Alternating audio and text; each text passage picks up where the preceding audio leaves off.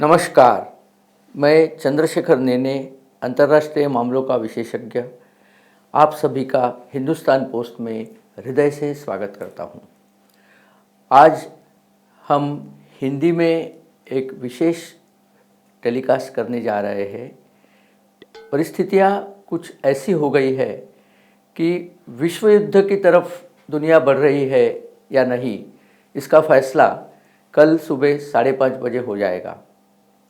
मुझे बताने दीजिए, पूरी चीज़ बताना चाहता हूँ। अमेरिकी राष्ट्रपति श्रीमान डोनाल्ड ट्रंप ये बहुत दिनों से ईरान के विद्यमान शासन जो चल रहा है और जो पूरी तरह से तानाशाही और ईरान की आर्मी से भरा पड़ा है, उन्हें कई बार बता चुके हैं कि आप अपना जो एटम बम बनाने का सपना है उसे त्याग दे और आपकी जो मिसाइलें हैं उनको कम दूरी तक ही वार करने की क्षमता दे, न कि अमेरिका तक या इजराइल तक पहुंचने जैसी मिसाइल आप बनाते रहे। इसके अलावा जो होर्मुज का जलमरुमध्य आपने ब्लॉक करके रखा है, पूरी तरह से प्रतिबंधित करके रखा है और जिससे सारी दुनिया की व्यापार को एक तरह से झटका लगा के रखा है, उसे आप छोड़ दें, उसे आप फ्री कर दें। क्योंकि आपको तो पता है कि यूनाइटेड नेशंस का जो लॉज ऑफ ओपन सी, एक convention on the laws of open sea जिसको उनक्लोज कहा जाता है, उसके हिसाब से यह जलमरुमध्य फ्री ट्रांसपोर्ट के लिए, मतलब पूरी तरह से निर्बंध रहित होना चाहिए, दोनों के लिए, मिलिट्री की शिप्स के लिए और व्यापार की शिप्स के लिए, दोनों के लिए। लेकिन आपने उस पर गैरकानूनी कब्जा करके रखा है, तो उसे आप छोड़ दें। ये 3 डिमांड्स थी और ईरान के शासकों ने इसे पूरी तरह से निकाल दिया है। उन्होंने तो ऊपर से यूएस पे तंज कसा है कि आपके साथ दुनिया के कोई लोग नहीं है और आप ज़बरदस्ती कर रहे हैं, तो ये सब चीज़ हम नहीं मानते, आपको जो करना हो वो कर लो। किसी ने तो यहाँ तक भी कहा था कि आप इतनी देर रुक क्यों रहे, आज ही कर दो जो करना है। अच्छा, क्या करना है इसके बारे में भी डोनाल्ड ट्रंप ने पूरी तरह से विशद करके रखा है, पूरा विवेचन उन्होंने दिया है कि 3 चीज़ें वो करना चाहते हैं।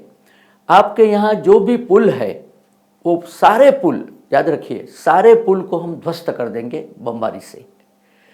आपके यहाँ जो पेट्रोकेमिकल संयंत्र है कि जिसमें आप अपनी गैस और अपना ईंधन की जो क्रूड ऑयल है उसका परिवर्धन करते हो, वो सारे जो है आपके कॉम्प्लेक्स, उसको हम तबाह कर देंगे। और आपके यहाँ जो बिजली बनाने का उपकरण है, जो जनरेटर है, जनरेटिंग स्टेशन है, उनको हम उड़ा देंगे। इन 3 कार्रवाइयों की वजह से आपके यहाँ पर अंधेरा छा जाएगा। सिर्फ यही नहीं, आपका देश वर्तमान से 100 साल तक पीछे चला जाएगा और इसके बाद अगले 50 साल तक इस देश को वापस आधुनिक जगत में आने की कोई संभावना नहीं है। अगर कोई शासक अपने देश के बारे में सही सोचता, अपने देश के वृद्धि और प्रगति के लिए सोचता, तो उन्होंने इस टाइप की धमकी को बड़े सीरियसली लेना लाजमी था। लेकिन ईरान वाले अलग ठहरे। वो अपने ही घमंड में इतने डूबे हुए हैं कि उन्होंने इसको नकारा कर दिया। अच्छा, ऐसी बात नहीं है कि अमेरिका में ये सब करने की ताकत नहीं है। अमेरिका एक ऐसा मुल्क है, आपको तो ज्ञात ही है कि ये एकमात्र मुल्क है दुनिया में कि जिन्होंने एटम बम का 2 बार प्रयोग किया है, हिरोशिमा और नागासाकी में। और अगर इन्हें लड़ना है और अगर इन्हें जी जान से लड़ना है तो ये रुकते नहीं हैं। ये अपना जो हासिल करना है वो हासिल करके ही रहते हैं। इस टाइप की इनकी मंशा है। पहले महायुद्ध में, द्वितीय महायुद्ध में ये देखा गया है कि अमेरिका की एंट्री के बाद में ही जर्मनी की पराजय पक्की हो गई थी। लेकिन कुछ लोग जो है बिल्कुल कुछ समझना नहीं चाहते। हमारे यहाँ की मीडिया भी कुछ अजीब सी बर्ताव करती है। उन्हें पता नहीं क्यों ईरान से बहुत लगाव है। ईरान एक ऐसा देश है जो खुलेआम दहशतगर्दी को बढ़ावा देता है और खुद जाके दहशतगर्दी नहीं करता, लेकिन उन्होंने जो 3 संगठन पाल के रखे हैं, और मैं ये बिल्कुल जिम्मेदारी के साथ कह रहा हूँ कि इन्होंने ही उन संगठनों को हथियार दिए हैं, ट्रेनिंग दी है और political protection on the world stage, ये भी उन संगठनों को दिया है। वो संगठन है हूती जो यमन में कार्यरत है, हिजबुल्लाह जो सीरिया और लेबनान में कार्यरत है, और हमास जो गाज़ा स्ट्रिप और इजराइल में कार्यरत है। और इनकी एक ही मंशा है कि इजराइल को नष्ट किया जाए। ये एक देश है जिन्होंने पूरी तरह से दुनिया के सामने ऐलान कर दिया है कि अभी हमारे पास एटम बम नहीं है, लेकिन हम बनाने में लगे हुए हैं, और जैसे ही हमारा एटम बम बन जाएगा हम सबसे पहले उसको इजराइल पे गिरा के इजराइल को नष्ट कर देंगे। यहूदी लोगों को जीने का हक नहीं है, इस टाइप की भाषा का प्रयोग वो हमेशा करते हैं। कोई भी जिम्मेदार देश इस टाइप की भाषा का प्रयोग नहीं करता है। यहूदियों ने तो कभी नहीं कहा कि हम ईरानी लोगों को जीने का हक नहीं है, हम ईरान पे एटम बम डाल देंगे। लेकिन याद रखिए, यहूदियों के पास, इजराइल के पास डेफिनेटली एटम बम है। जब उनको पूछा गया कि आपके पास एटम बम है या नहीं, तो वो टाल जाते हैं। मैं खुद इजराइल होके आया हूँ, वहाँ काफ़ी लोगों से मैंने ये इंक्वायरी करी थी कि भाई डिमोना जो आपके साउथ इजराइल में जगह है, वहाँ पे आपका एटॉमिक रिएक्टर है, आपने तो एटम बम बना ही लिया होगा। तो वो कहते हैं ऐसे करो, हम चाय पी लेते हैं, चलो कुछ खा लेते हैं, भूख लगी है, टाल जाते हैं, उत्तर टाल जाते हैं। लेकिन टालने का मतलब ये नहीं है कि उनके पास एटम बम नहीं है। सारी दुनिया जानती है, और जिन्होंने ये जानना चाहिए वो लोग तो ज़रूर जानते हैं कि उनके पास एटम बम है।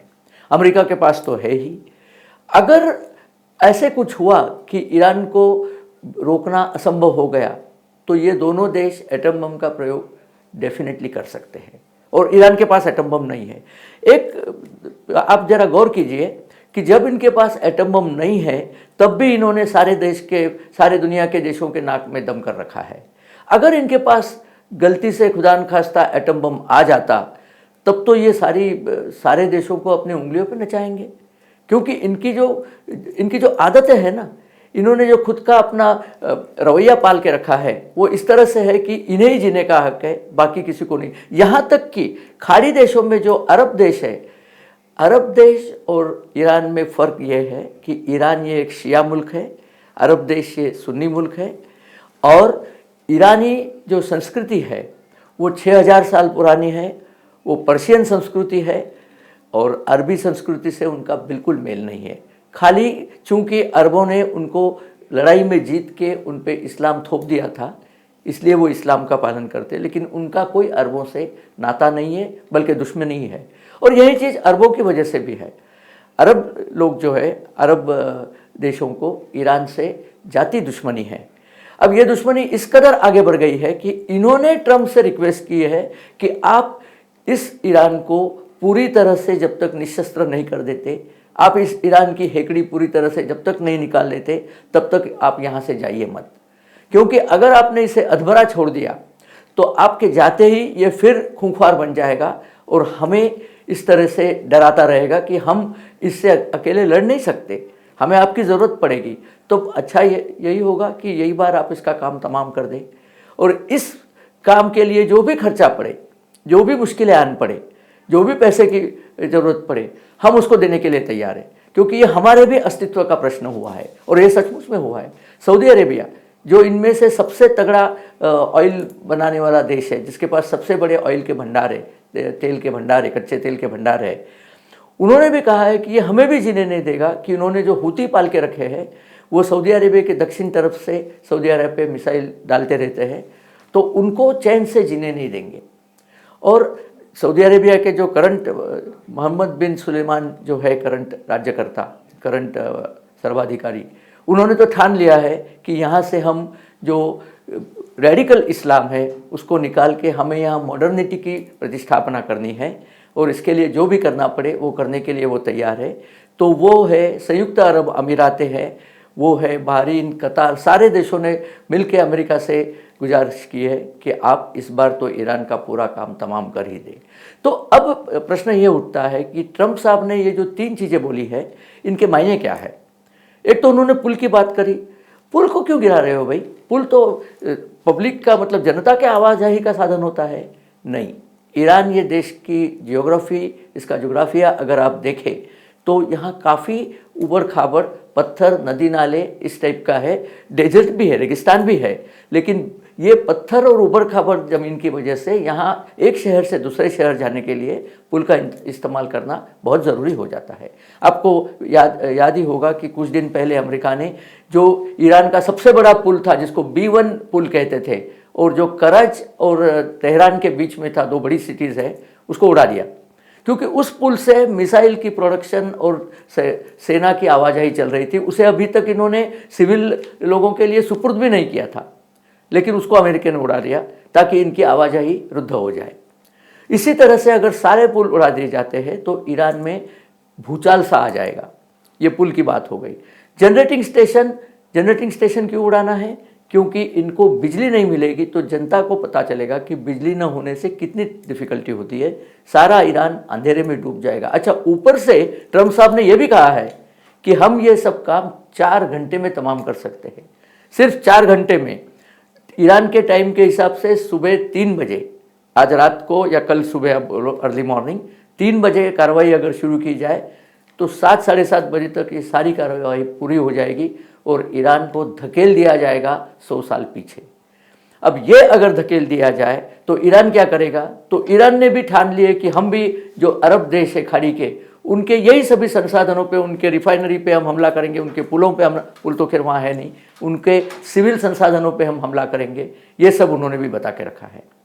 लेकिन ट्रम्प साहब की एक खासियत है, वो टाइम लिमिट जब देते हैं ना तो उसके पहले ही कार्यवाही शुरू करते हैं। इस बार उन्होंने क्या किया, ये सब बताया उन्होंने। जैसे बताया कि कल सुबह 5:30 बजे तक, मतलब अमेरिका का टाइम 8 o'clock, आज शाम को 8 बजे तक है, जो जब ईरान में सुबह के 3:30 बजे होंगे, 3 बजे होंगे। तो उन्होंने ये कहा है कि तब तक हम कार्रवाई करेंगे। लेकिन वो रुके नहीं थे। उन्होंने मशाद नाम की, जो ईरान की एक बड़ी सिटी है, ईरान के ईस्ट में, बिल्कुल अफगानिस्तान की बॉर्डर से लगती हुई, वहाँ का जनरेटिंग स्टेशन पूरी तरह से उड़ा दिया। इतना ही नहीं, वहाँ का जो एयरपोर्ट था, वो एयरपोर्ट और वहाँ के जो सेना के कुछ मुख्यालय वगैरह थे, उनको उड़ा दिया। और ये इसका आप जरूर ख्याल कीजिए कि जब उन्होंने एयरपोर्ट और सेना के मुख्यालय पे बमबारी की तो वो बहुत ज़्यादा देर तक वहाँ पे विस्फोट होते रहे। इसका मतलब है वहाँ पे उन्होंने मिसाइलें वगैरह स्टोर करके रखी थी, गोला बारूद का भंडार था, और उसको उन्होंने उड़ा दिया। और यही कार्यवाही वो सारे ईरान में अगर करते हैं तो आप सोच सकते हो ईरान का कितना नुकसान होगा। अच्छा, इसमें ईरान के सिविलियन जो नागरिक जो है, जो युद्ध में संलिप्त नहीं है, उनको भी तो नुकसान होगा। तो ट्रम्प साहब ने कहा है कि उन नागरिकों की इच्छा है कि ये जो मिलिट्री का शासन है, मुल्लों का शासन है, इसको निकाल दिया जाए। अब इसको निकालने के लिए थोड़ी बहुत तो कीमत चुकानी पड़ेगी। अमेरिका अपनी तरफ से हेल्प करेगा, आप भी अपनी तरफ से हेल्प करें। अच्छा, ईरान ने इसमें क्या किया ये भी आप सोच लो। ईरानी शासन ने बच्चों और महिलाओं को जनरेटिंग स्टेशन में लाके बिठा दिया है ताकि दुनिया के सामने रो सके कि अगर बम पड़ गया तो इन्होंने बच्चों और महिलाओं पे बम, मतलब इनको अपने बच्चों की कोई फिक्र पड़ी नहीं है। इनको तो बस अपना शासन रखना है, अपना जो कट्टर इस्लाम है उसको चलाते रहना है। और ऐसे देश के लिए हम, हिंदुस्तान कैसे दोस्ती कर सकता है? ये जो कहते हैं ना ईरान हमारा दोस्त है, इनके लिए मैं एक छोटा सा वाकया बताना चाहता हूँ। आप अपने स्कूटर मोटर में पेट्रोल भराने जाते हो, पेट्रोल पंप पे जाते हो, पैसा देते हो, पेट्रोल भरते हो, वो पेट्रोल पंप वाला आपका दोस्त तो नहीं हो जाता ना, वो आपका बिजनेस पार्टनर होता है।